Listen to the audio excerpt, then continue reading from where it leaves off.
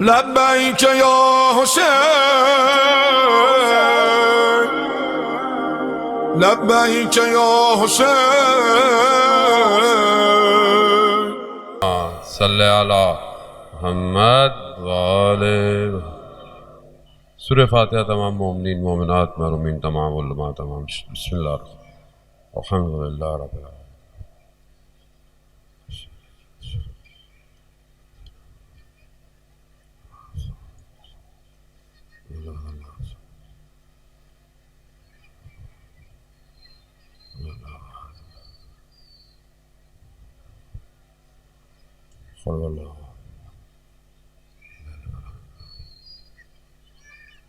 امام زمانہ کی سلامتی کے لیے ایک دفعہ صلوات بھیج اللہم صلی علی محمد لا حول ولا قوة الا باللہ العلی العظیم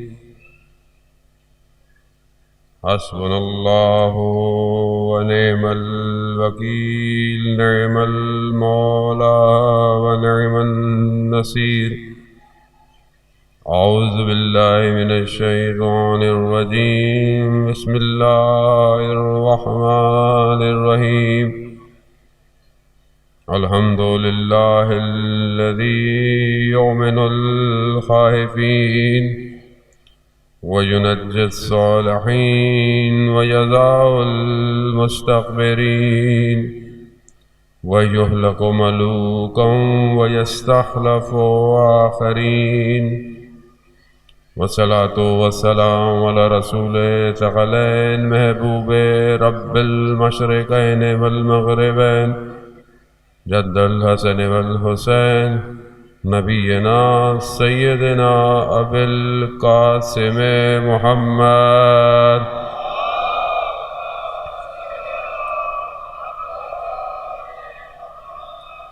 وعلى آل بیت الطیبین الطاہرین المعصومین لا سیما بقیت اللہ فی الارضین روحی وارواحنا لتراب مقدع الفدا ولعنت اللہ علی اعدائهم اجمعین بسم اللہ الرحمن الرحیم رب اشرح لی صدری ویسر لی امری واحلل عقدۃ من لسانی یفقهوا قولی اما بعد فقد قال اللہ وقال رسول اللہ صلی اللہ علیہ وآلہ وسلم ان الحسین مصباح الہدی والسفینۃ النجاة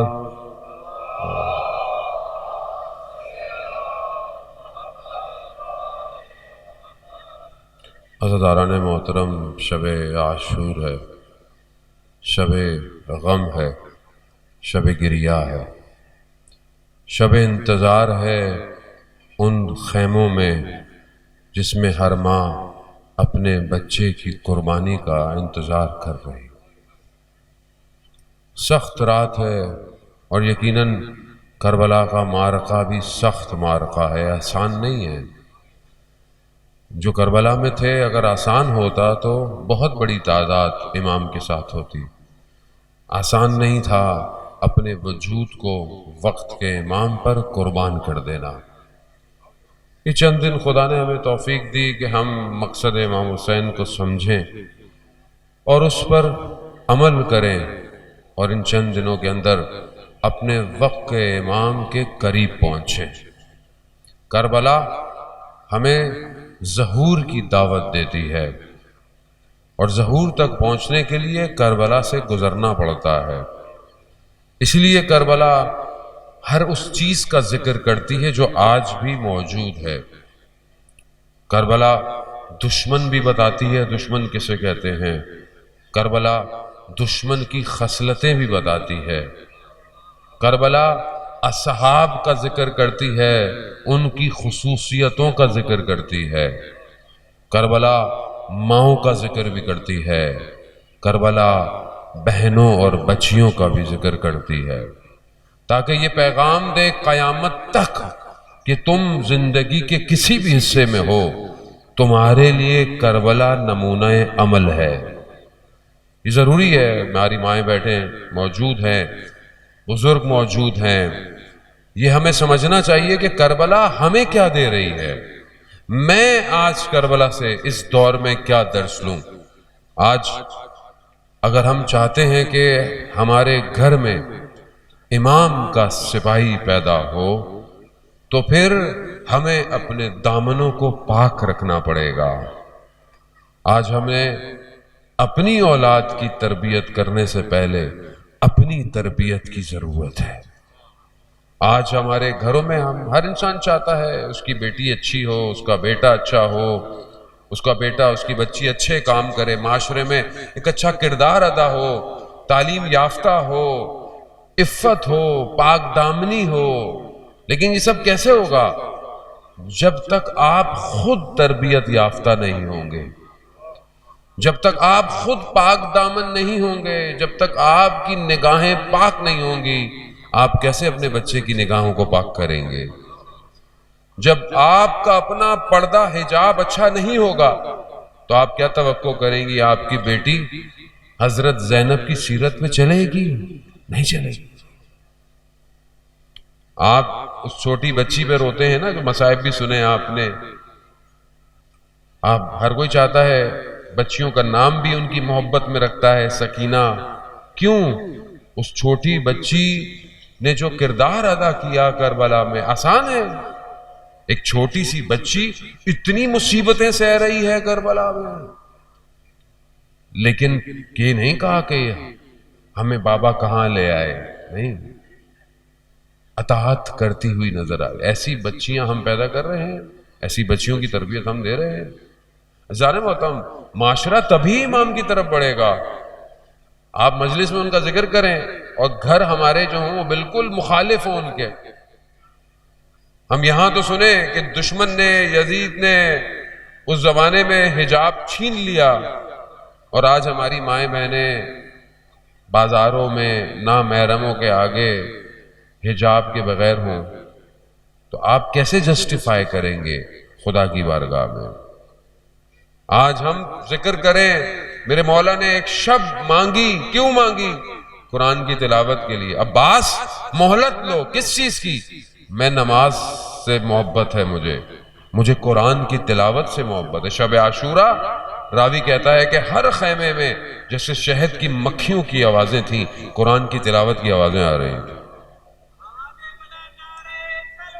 اللہم صلی علی محمد اور آج شب عاشور گزر جائے اور میں قرآن کی تلاوت نہ کروں۔ آپ ماتم کریں، مجلس جلوس جائیں، سارے کام کریں، لیکن 10 آیتیں تو قرآن کی تلاوت کر لیں، کیونکہ امام رات کو قرآن کی آیت کی تلاوت کر رہے ہیں، تاکہ آپ کو پتا ہو کہ امام نے قربانی خدا کے لیے دی ہے، دین کی خاطر دی ہے، اپنی خاطر نہیں دی، کوئی اپنا مصرف نہیں تھا۔ ویسے بھی اللہ کا نمائندہ اللہ ہی کے لیے کام کرتا ہے، حق ہوتا ہے، چاہے اکیلا ہی کیوں نہ ہو۔ اور جب نفس محترم، یا ایتھا النفس المطمئنہ، روزہ عاشور سورہ فجر کی آیات، یہی تو آیات تھی۔ لعین نے اپنے دربار میں جب اسیر ہو کر آئے تو کیا کہا؟ دیکھا ہم کامیاب ہو گئے، دیکھا اللہ نے ہمیں کامیابی دے دی۔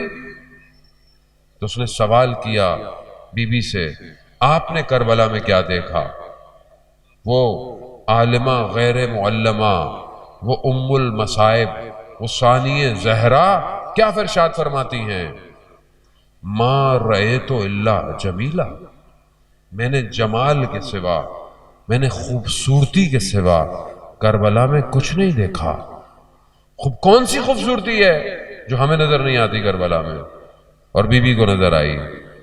استاد میر باقری کہتے ہیں کہ جب دشت کربلا، خاک کربلا پر زہرا کا لال پیاسا لیٹا ہوا ہے اور وہ لعین سینے پر بیٹھا ہوا، اس وقت قرآن کی آیتیں یہ نازل ہو رہی تھیں، یا ایھا النفس المطمئنہ، اے اطمینان پانے والے نفس، ارجعی الی ربک، اپنے رب کی طرف رجوع کرو، راضیۃ مرضیہ، ہم تم سے راضی، تم ہم سے۔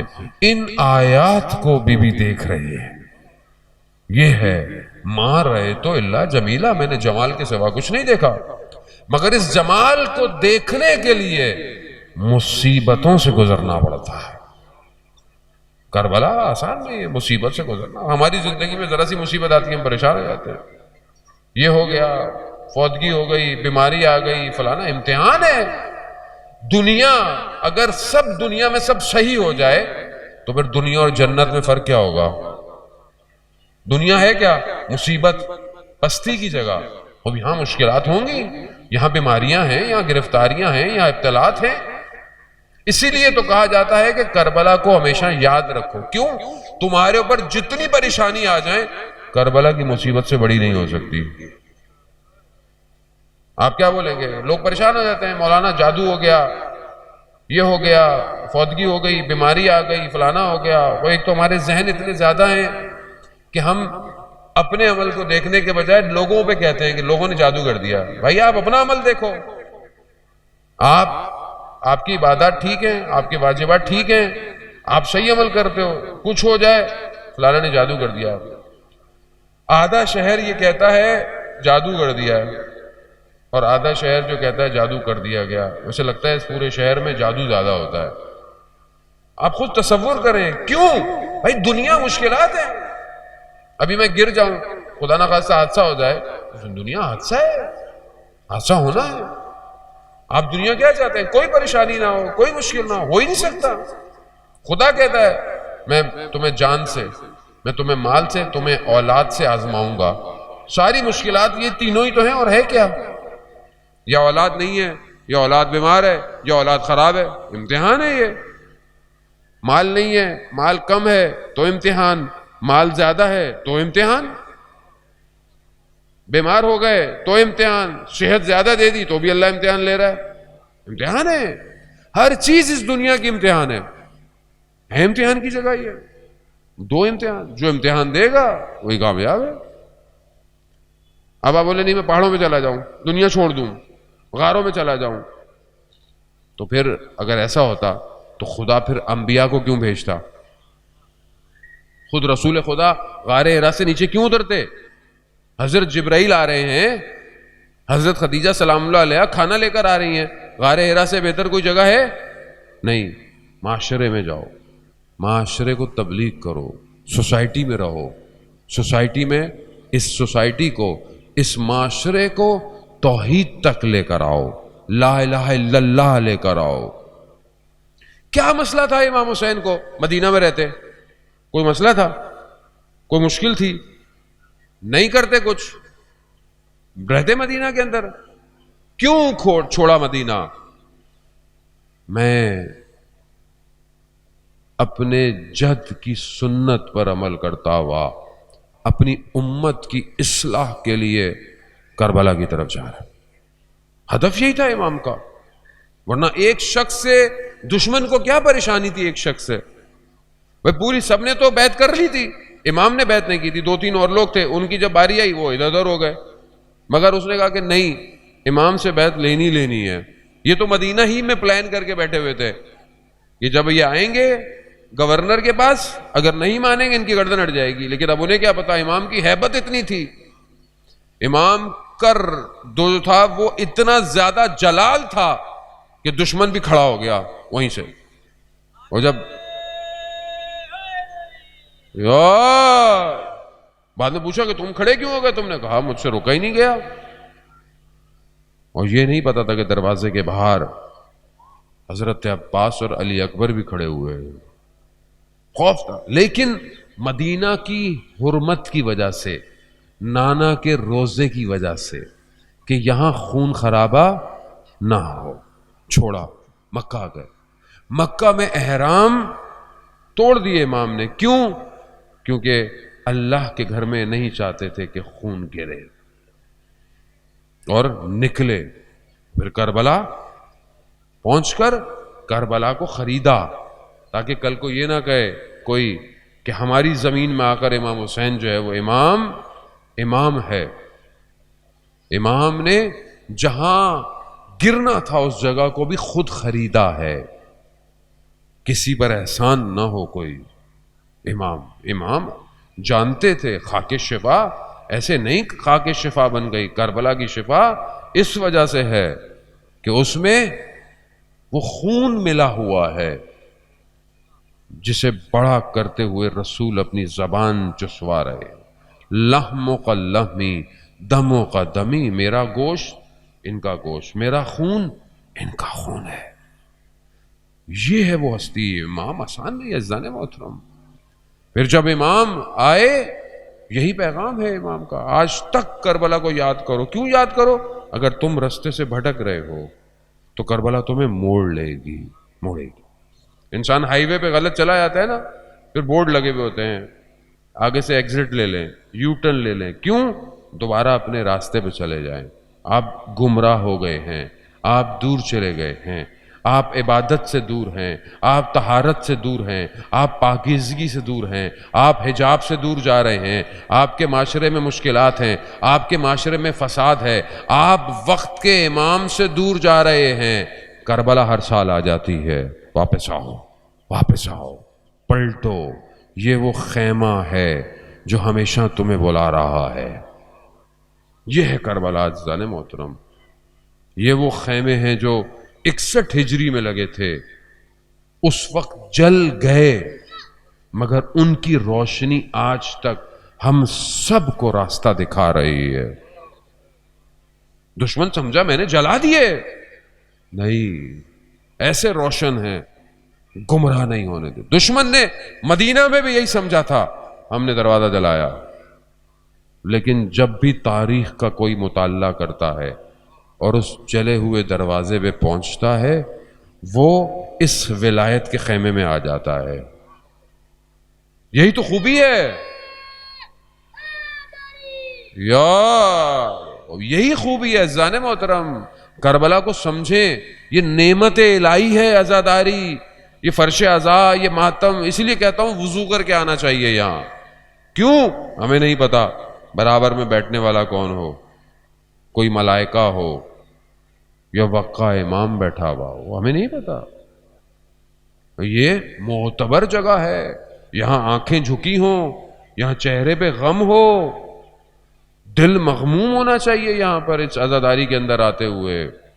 شب عاشور ویسے بھی عزیزان محترم سخت ہے. بہرحال میں زیادہ وقت نہیں لوں گا کیونکہ بہرحال آپ کے یہاں شبیاں برآمد ہونی ہے اور آپ بھی جو ہے وہ یقیناً اسی کے لیے آئے ہیں. بس اپنی زندگی میں یاد رکھیے گا, محرم سے پہلے آپ کیا تھے اور اس 10 دن گزرنے کے بعد اگر آپ کے اندر فرق پیدا ہوا ہے تو اس کا مطلب ہے کہ آپ کربلا میں وارد ہو گئے. یہ خود آپ کو ٹیسٹ کرنا ہے کہ کیا کچھ تبدیلی آئی یا نہیں آئی. کچھ تو آئے. ایسے کیسے ہو سکتا ہے جو امام حسین اس لشکر سے ہر کو کھینچ لے. ہم اتنے تو خطا ہم اتنے تو خطا کار نہیں, خدا نہ خواستہ ہم اتنے گناہگار نہیں ہیں.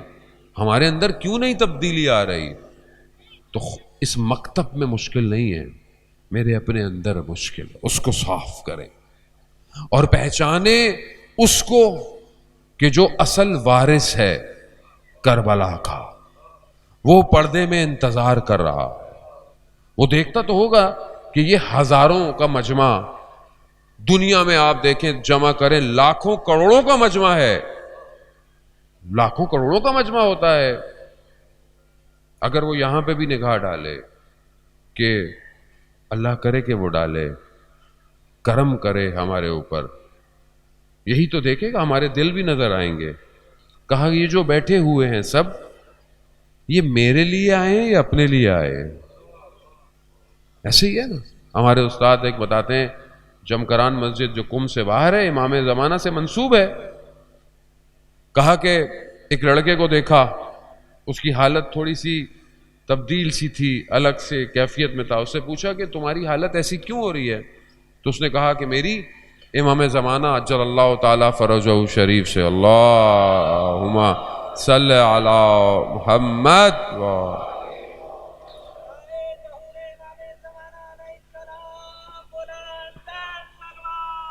اللہم صلی علی محمد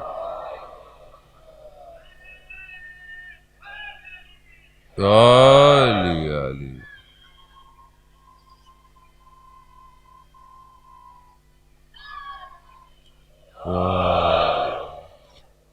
وہ کہتا ہے کہ میں نے وقت کے امام کو دیکھا، میری ملاقات ہوئی، کہا تم نے کیا پوچھا، کوئی بات کی؟ کہا ہاں۔ میں نے کہا مولا اتنے سارے لوگ مسجد میں ہیں، اتنے سارے لوگ آئے ہوئے ہیں، آپ آ کیوں نہیں جاتے؟ یہ تو 313 سے زیادہ ہیں، یہ 313 سے تو زیادہ بیٹھے ہوئے ہیں۔ تو امام نے اسے کہا کہ یہ ان میں سے سب اپنے لیے آئے۔ کہا کیوں؟ کہا کسی کو بیٹا چاہیے، کسی کو گھر چاہیے، کسی کو اپنی گھر کی اور مشکلات چاہیے، میرے لیے کوئی نہیں آیا۔ عزیزان موت، آپ خود اپنے دل کو، آپ خود آئینہ ہیں اپنے دل کا، کوئی اور تھوڑی دیکھ سکتا ہے آپ کے، آپ خود دیکھ سکتے ہیں۔ اب میں جھانکوں اندر، میرے اندر میں کیوں آیا ہوں مجلس حسین میں، کیوں آیا ہوں؟ خود دیکھیں کہ میں جب مجھے کہا جاتا ہے کہ مانگو، دعا مانگو، دعا مستجاب ہوگی، مانگو، میں کیا دعا مانگتا ہوں؟ کیا جب میں دعا مانگتا ہوں سب سے پہلی دعا میری کیا ہے؟ سب سے پہلی دعا انسان کی وہ ہوتی ہے جو سب سے زیادہ ضرورت ہوتی ہے، انسان سب سے زیادہ مشکل میں پھنسا ہے، وہ کہتا ہے میں پہلے دعا کروں، مولانا یہ دعا کیجئے گا، مولانا یہ دعا کیجئے گا، مولانا آپ یقین کریں زندگی میں مجھے تھوڑے لوگ مگر ملے ہیں ایسے لوگ جنہوں نے یہ اپنے لیے نہیں منگوائی، کہا مولانا وقت کے امام کے ظہور کے لیے دعا کیجئے گا۔ اللہم صلی علی۔ ہم کیا دعا مانگتے ہیں جب ہمیں کہا جائے کہ دعا مستجاب ہے؟ کیا دعا مانگتے ہیں؟ کیا ہم مانگتے ہیں اس کو جو پردے میں ہے، یا اپنے آپ کو مانگ؟ اسی سے پتہ چل جائے گا۔ ہمیں موقع ملے کہ ہم جائیں اور انشاءاللہ اللہ ہم سب کو زیارت نصیب فرمائے کربلا کی، کربلا پہنچ کے قبے کے نیچے دعا مستجاب ہے نا، امام حسین کے جو قبہ ہے اس کے نیچے دعا مستجاب ہے۔ کیا دعا مانگیں گے جا کے؟ ٹیسٹ کون کرے گا؟ اپنے آپ کو ٹیسٹ نہیں کریں گے تو کون کرے گا؟ مجھے آپ بتائیں۔ میں تو نہیں ٹیسٹ کروں گا آپ کو، نہ آپ مجھے ٹیسٹ کریں گے۔ میں وہاں جا کر کیا دعا مانگتا ہوں؟ پہلی دعا میری کیا ہے؟ ہمارے استاد بیان کرتے ہیں ایک شخص حج پہ گیا، ابھی 7-8 ذی الحج ہے، ابھی لوگ مینا نہیں ہے، مکہ کے اندر ہیں۔ صبح اٹھا دیکھا مکہ کی گلیاں خالی ہیں، کوئی نہیں ہے، پریشان ہوا، سڑک پہ چل رہا تھا، اس نے سامنے سے دیکھا ایک نقاب پوش آ رہا ہے۔ اس نے کہا کہ یہ نقاب پوش آئے میرے قریب، میں پوچھوں گا لوگ کہاں چلے گئے سب مکہ میں، لیکن کہہ رہا ہے جتنی وہ قریب آتا گیا میرا بدن ساکت ہوتا گیا، رک گیا، مجھ سے ہلا نہیں جا رہا، مجھ سے بولا نہیں جا رہا۔ جیسے ہی میرے قریب آیا اس نے اپنے نقاب کو ہٹایا اور اپنا وہ چہرہ مجھے دکھایا۔ وہ عالم دین نے اس شخص سے پوچھا تم نے خانہ کعبہ کو دیکھ کے پہلی دعا کیا مانگی تھی؟ کہا اللہم ارنی الطلعۃ الرشیدہ، مجھے وہ چہرہ، وہ درخشندہ ماتھا دکھا۔ کس کا؟ امام زمانہ کا۔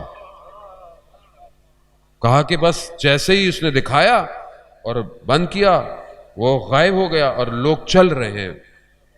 تو عالم دین کہتے ہیں کاش تم نے خدا سے یہ بھی مانگ لیا ہوتا کہ مجھے اس سے گفتگو بھی دے دے موقع۔ اب یہ تو خواہشات ہیں کہ مکہ کو دیکھ کے انسان واقعی آسان نہیں ہے، لوگ بڑی پلاننگ کر کے جاتے ہیں مکہ کو دیکھیں گے تو یہ مانگیں گے۔ وجود جس کو تڑپتا ہو اسی کے لیے آواز نکلتی ہے۔ جو زندگی میں بچپن سے ناد علی یا علی یا علی کہتا ہو نا، جو بڑا ہو کے بھی جب گرتا ہے تو یا علی ہی نکلتا ہے اس کے اندر سے، اور جو امام زمانہ کو صبح اٹھ کے سلام کرتا ہو۔ ہاشم عداد نے اپنے استاد آیت اللہ قاضی رضوان اللہ تعالی علیہ سے سوال پوچھا، کیا پوچھا؟ کیا آپ کی کبھی امام زمانہ سے ملاقات ہوئی ہے؟ کبھی آپ نے امام زمانہ کو دیکھا ہے؟ آگے سے جواب کیا آیا؟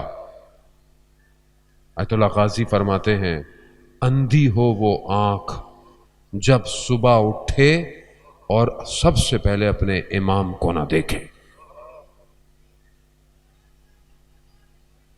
اللہم صلی علی محمد یعنی کیا؟ یعنی امام کے بغیر کچھ نہیں ہے زندگی۔ کیا ہم صبح اٹھ کر اگر ہم امام کو چلے دیکھ تو نہیں سکتے نا، آپ لوگ ہو سکتا ہے کوئی دیکھتا ہو، ہم تو خطا کار آدمی ہیں، لیکن کیا امام کو یاد کرتے ہیں؟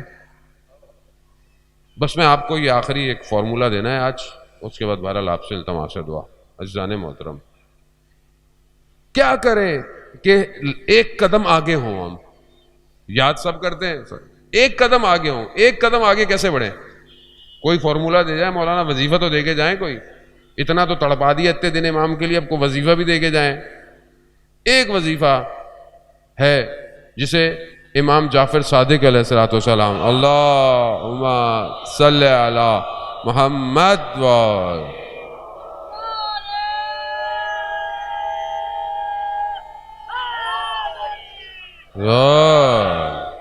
ایک وظیفہ جسے چھٹے امام نے جو ہے وہ خود دیا۔ 40 دن تک، 40 دن انجام دینا ہے۔ کل عاشورہ ہے، عاشورہ سے لے کر 40 تک 40 دن ہے آپ کے پاس۔ یہ 40 دن کا عمل ہے یہ، اور ہے یہ ہمیں سب کو انجام دینا ہے، میں سمیت۔ اور اس ٹائم یہ اکثر بڑے علماؤں نے یہ پیغام دیا ہوا ہے، 40 دن اس عمل کو انجام دیں۔ کیا ہے؟ فجر کی نماز کے بعد چھٹا امام فرماتے ہیں دعائے عہد پڑھو۔ جو 40 دن دعائے عہد پڑھے گا وہ مر بھی جائے تو قبر سے امام کے لیے اٹھایا جائے گا۔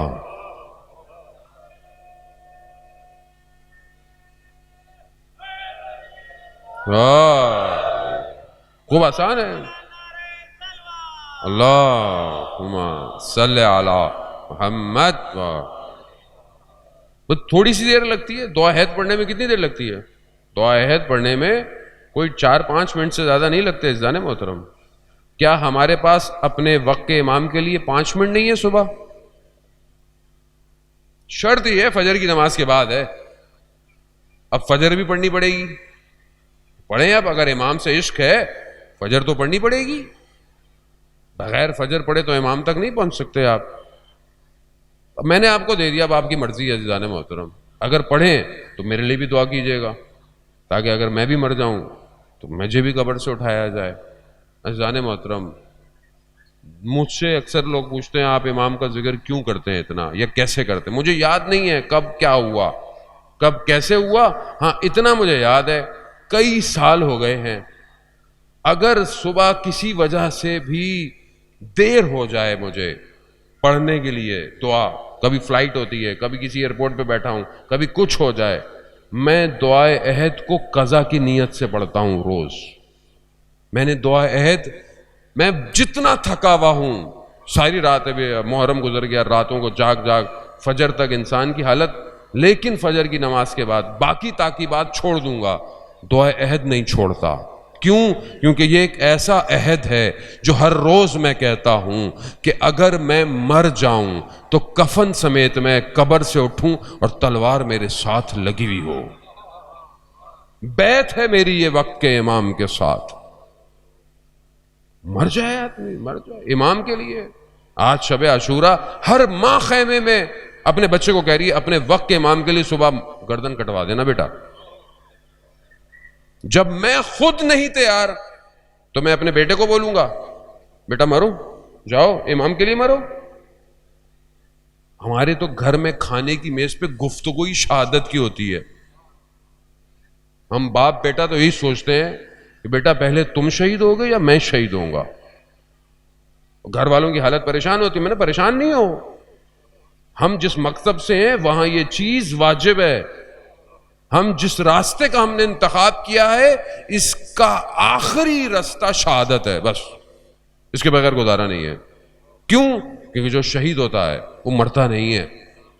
قرآن کہہ رہا ہے وَلَا تَحْسَبَنَّ الَّذِينَ قُتِلُوا فِي سَبِيلِ اللَّهِ، تم گمان نہ کرو کہ جو اللہ کی راہ میں مارا گیا ہے وہ مردہ ہے، بل احیاء، بلکہ زندہ ہے، اور اللہ کے نزدیک رزق پا رہا ہے۔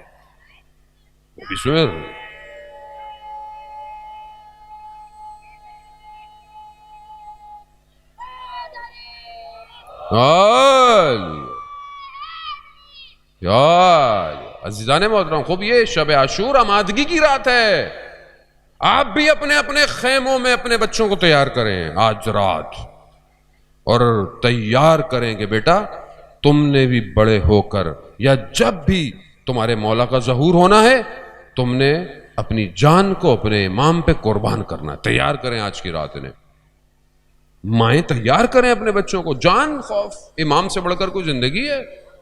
حضرت خضر سے پوچھا کہ آپ کو اتنی لمبی زندگی، یہ جو آپ جی رہے ہیں یہ کیا ہے، یہ کیسے ملا آپ کو؟ کہا آب حیات پیا تھا میں نے۔ آج تک زندہ ہیں نا حضرت خضر، آج تک زندہ ہیں۔ حضرت عیسیٰ تو چوتھے آسمان پر ہیں، حضرت یونس بھی گئی ہیں، یہ بھی حضرت ادریس یہ بھی زندہ ہیں۔ کہا یہ آب حیات کیا ہے جو آپ نے پیا؟ کہا آخری امام کی نوکری آب حیات ہے۔ زندہ ہیں آج تک، خوب آپ بھی زندہ رہے عزیزان محترم۔ بس میں اپنے آرائش کو جم کرتا ہوں۔ عزاداران محترم، کربلا با مقصد ہے، عزاداری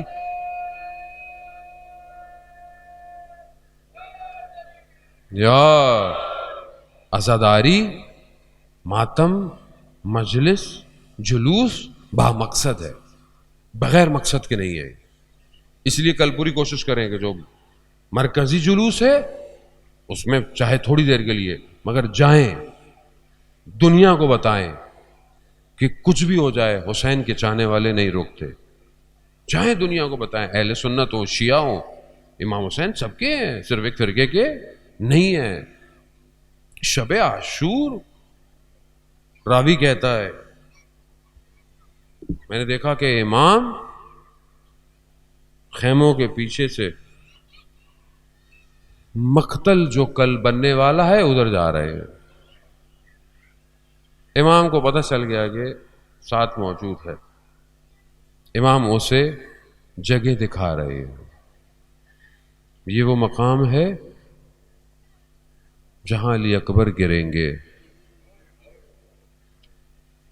ایک ایک کر کے مقام دکھا رہے ہیں۔ یہ وہ جگہ ہے جہاں علی اصغر کو تیر لگے گا۔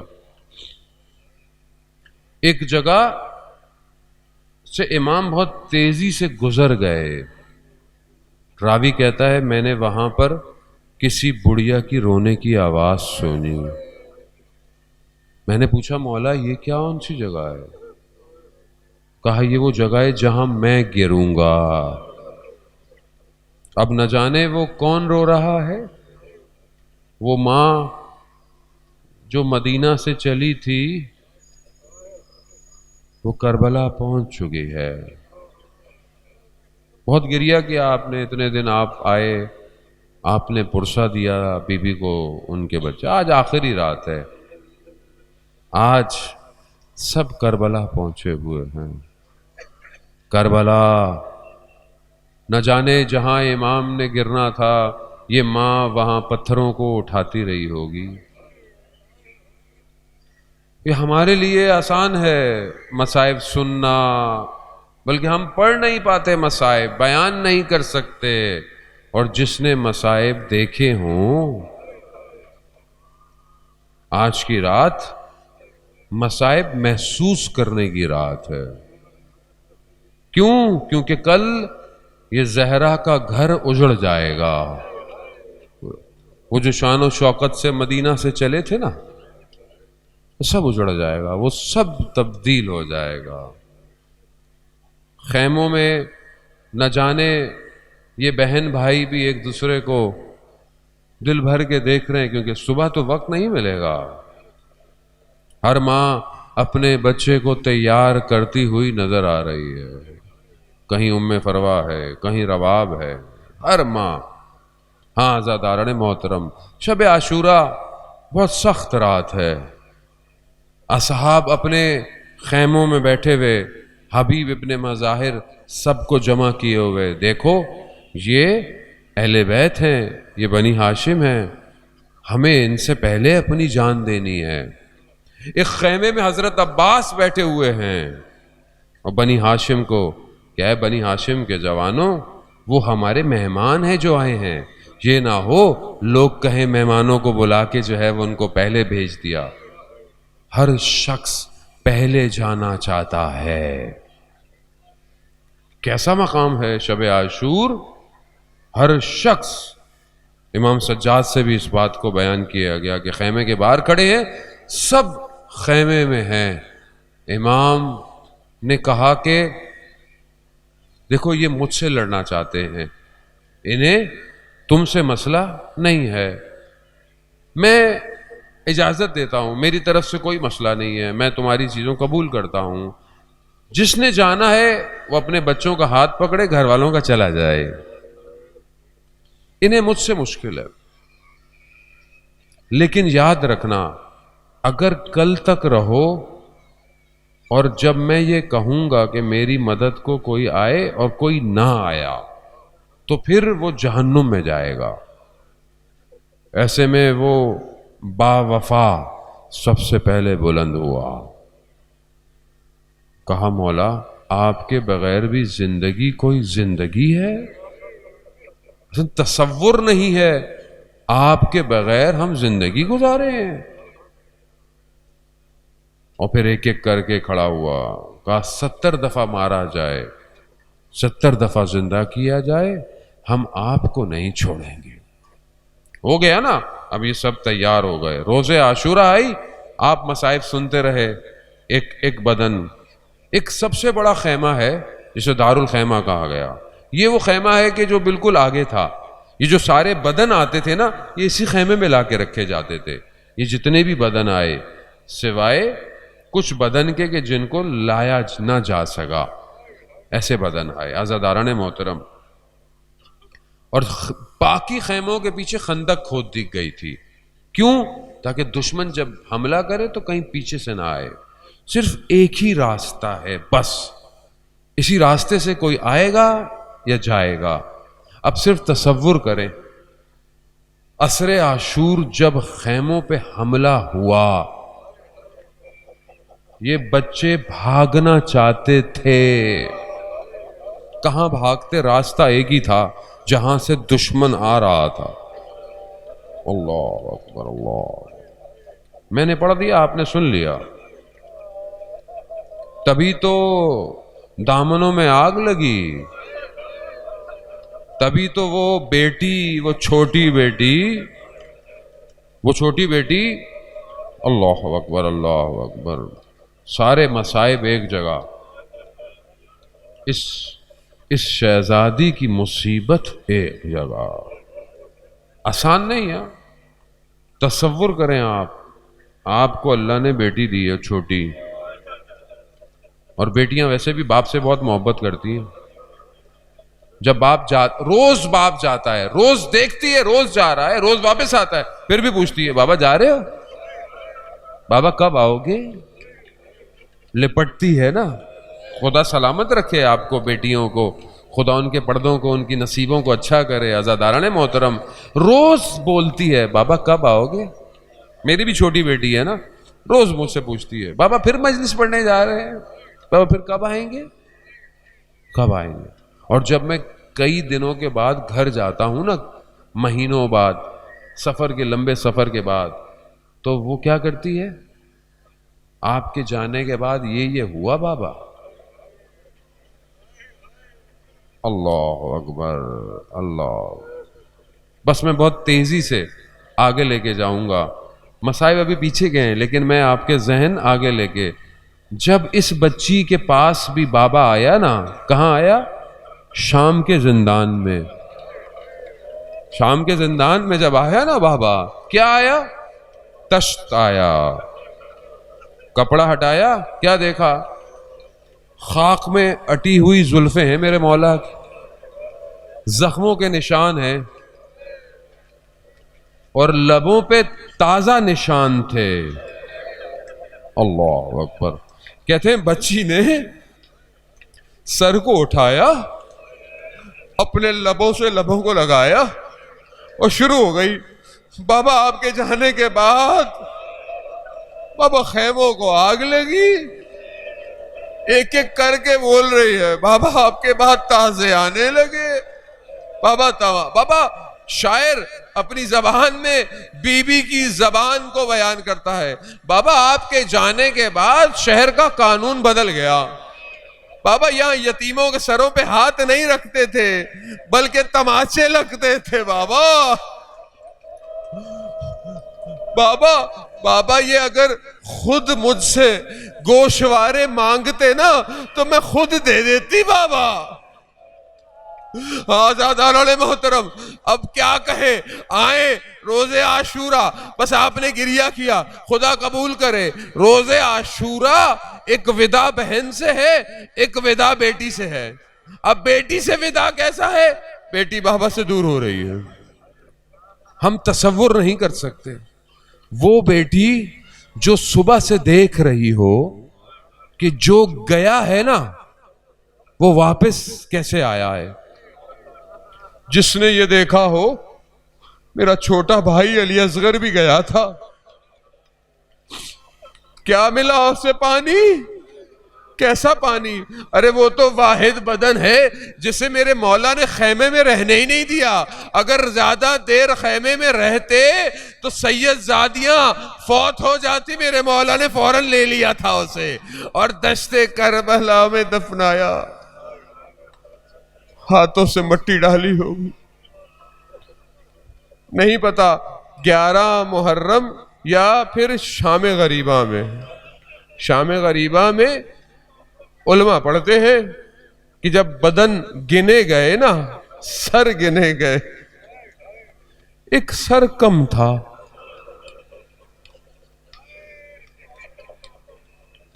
بس اگر یہ مصائب برداشت کر سکیں تو کر دیجیے گا. دشمن رات کی تاریکی میں ڈھونڈنے نکلا. اب ڈھونڈ کیسے رہا ہے؟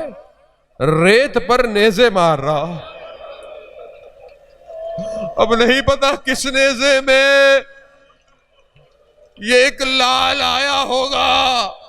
ہاں آزاداران محترم، اب یہ بچی مقتل کے جملے ہیں، بابا سے جدا ہو رہی ہے. کیسے جدا ہو رہی ہے؟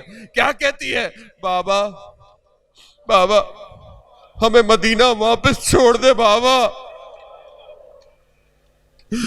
آزاداران محترم، میرے مولا نے کہا بیٹا اب دیر ہو گئی، میرے مولا چلے ہیں. ہاں ایک ودا اپنی بہن سے بھی کیا. آزاداران محترم، کوئی نہیں پڑھ سکتا کہ بھائی بہن سے جدا کیسے ہوا. خیمے میں یہ آخری ودا ہے. نہ جانے ماں کی کتنی وصیتیں ہیں. وہ ایک کرتا ہے جو ماں نے دیا تھا، میرے مولا کو دیا گیا ہوگا. اب یہ سب کر کس حالت میں یہ زہرا کا لال، یہ آخری نشانی ماں کی جدا ہو رہی ہے. بہن نے کس طرح جدا کیا ہمیں نہیں پتا، یہ کوئی بیان نہیں کر پایا. ہاں میرے مولا سوار ہوئے. بس آخری مراحل ہیں اور پھر شبیہ برآمد ہونی ہے. تحمل کے ساتھ پرسہ دیجئے گا، تحمل کے ساتھ پرسہ دیجئے گا. ساری راحت پرسے کی ہے. میرے مولا کی سواری چلنا شروع ہوئی. میرے مولا نے دیکھا پیچھے سے آواز آ رہی. کیا آواز ہے؟ محلن محلن یبن زہرا، آہستہ چلو زہرا کے لال. بہن بھی جانتی ہے اب بھائی گیا، اب بھائی واپس نہیں آئے گا. کون جان سکتا ہے اس بہن کے درد کو؟ محلن محلن یبن زہرا. جیسے میرے مولا نے علی اکبر سے کہا تھا نا، مڑ مڑ کے مجھے دیکھتے جانا علی اکبر. یہاں بہن کہہ رہی ہے محلن محلن یبن زہرا. کہاں جا رہے ہو زہرا کے؟ اجڑ گیا سیدہ کا گھر. ارے وہ حسین جو ذرا سا گرتا تھا نبی خطبہ چھوڑ دیتا تھا. ارے وہ جا رہا ہے. ارے کون روکے حسین کو؟ محلن محلن ابن زہرا. ارے آہستہ چلو زہرا کے لال. میرے مولا نے دیکھا کہ بہن ہے. ارے بہن ابھی تو جدا ہوا ہوں, ابھی تو مل کر آیا ہوں. ہاں بھیا ماں کی ایک بات یاد آ گئی ہے, ماں کا نام سننا. میرے مولا گھوڑے سے اترے, نہیں پتا بیان ہوتا ہے اس امامے کے اس کپڑے کو ہٹایا, اس جگہ پہ بوسے دیے جہاں ماں جانتی تھی کہ کیا ہونے والا ہے. ہاں آزاداران محترم, یہ تو تھوڑی دیر بعد پتا چلا جب دشتے کربلا پر یہ گرا ہے میرا مولا, کند خنجر چلنا لگا. وہاں بی بی زینب کی زبان میں ایک شاعر کہتا ہے کہ خیموں سے قتل گاہ تک دوڑتی رہی مگر جب پہنچی تو دیر ہو چکی تھی. آزاداران محترم اب دیر ہو چکی تھی. ہاں بس میں یہی کہوں گا کہ میرے مولا نے جب زمین پر گرے ہیں تو اب کوئی نہیں ہے جو اس سر کو زانو پر رکھے. جب پہلا شخص کربلا میں گرا ہے نا, حضرت حر, وہ شہید جس کی پہلی شبی برآمد ہوتی ہے, حضرت حر کہ جس نے کمال کیا, جب گرا ہے زمین پر گرا, اپنے مولا کو پکارا ہے نا حضرت حر نے, تو پھر میرا مولا پہنچا ہے حضرت حر کے بدن پر. حضرت حر کے سر کو اپنے زانو پر رکھا ہے, خون کو صاف کیا ہے, چہرے کو صاف کیا ہے, صرف یہی کہا ارے حر تیری ماں نے کیا تیرا نام رکھا؟ حر, تو واقعی حر ہے, تو واقعی آزاد ہے. ہاں آزادارو بس شبی برآمد ہوتی ہے, بس ایک جملہ سنتے جائیے گا, جب یاد آئے بس سنتے جائیے گا. میرے مولا ارے اس کا سر تو رکھا مگر آپ کی رخسار